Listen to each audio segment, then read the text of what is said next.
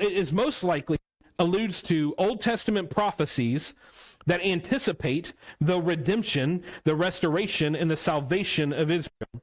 So this is an older Jewish guy who is longing for God to fulfill the promises that God had already made.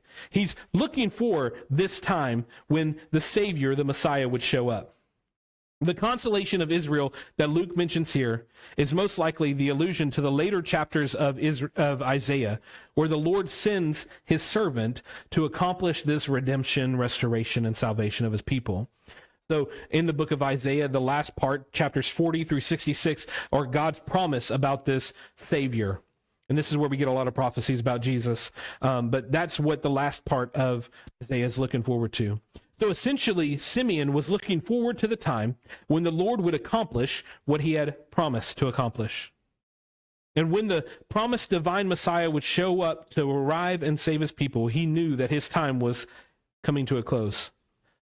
Again, we witness that Luke is building on the first 2 chapters of his gospel about the fulfillment of God's promise to his people. He's pulling on that thread to remind us that God is a promise-keeping God, that he is going to do what he said. And he's using Simeon and Anna and Elizabeth and Mary and even Jesus to show us that he is fulfilling what he had promised, that he had made a promise and he's going to follow it to completion.